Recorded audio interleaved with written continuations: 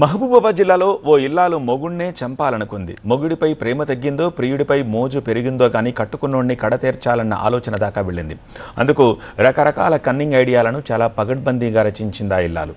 తను వేసే ప్రతి పథకాన్ని ప్రియుడికి షేర్ చేసింది. చేతికి మట్టి అంటకుండా మొగుడిని ఖతం చేసేందుకు ఎన్నో ఉపాయాలను తనకు అపాయం రాకుండా సిద్ధం చేసుకుంది.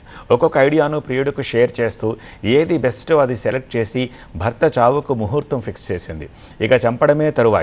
సీన్ కట్ చేస్తే జరిగింది వేరు. ఆమె మొగుడి ఆయుష్ గట్టిది, అతగాడికి భూమి మీద ఇంకా నూకలున్నాయి కాబట్టే పెళ్ళాం వంకర చూపులను పసిగట్టాడు. ఆమె మాటల్లో తేడాను గ్రహించాడు. ఏదో జరుగుతోందని అనుమానం వచ్చి పెళ్ళాం ఫోన్ను చెక్ చేశాడు. ఇంకేముంది, ఇంటి ఇల్లాలి నిజస్వరూపం బయటపడింది. మర్డర్ ప్లాన్ తాలూకా మెసేజ్లు చూసి అతగాడి మైండ్ దిమ్మ తిరిగి బ్లాంక్ అయ్యింది. బతుకు జీవుడా అనుకుంటూ పోలీస్ స్టేషన్కు పరుగులు పెట్టడంతో భార్య ప్లాన్ బయటపడింది.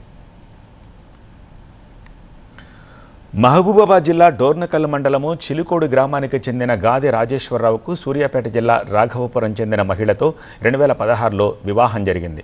ఖమ్మం జిల్లా ఎదులాపురంలో రాజేశ్వరరావు దంపతులు నివాసం ఉంటున్నారు. అయితే పెళ్లైన కొన్నాళ్లకే భార్య మరో వ్యక్తితో అక్రమ సంబంధం పెట్టుకోవడమే కాదు, భర్త రాజేశ్వరరావును చంపేందుకు ప్లాన్ కూడా వేసింది.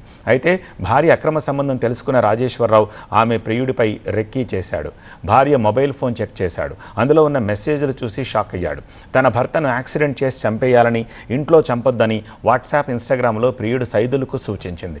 ఈ మెసేజ్లు తీసుకుని నేరుగా భర్త రాజేశ్వరరావు డోర్నకల్ పోలీస్ స్టేషన్లో ఫిర్యాదు చేశాడు. దీంతో 0 ఎఫ్ఐఆర్ నమోదు చేసి ఖమ్మం రూరల్ పోలీస్ స్టేషన్కు బదిలీ చేశారు.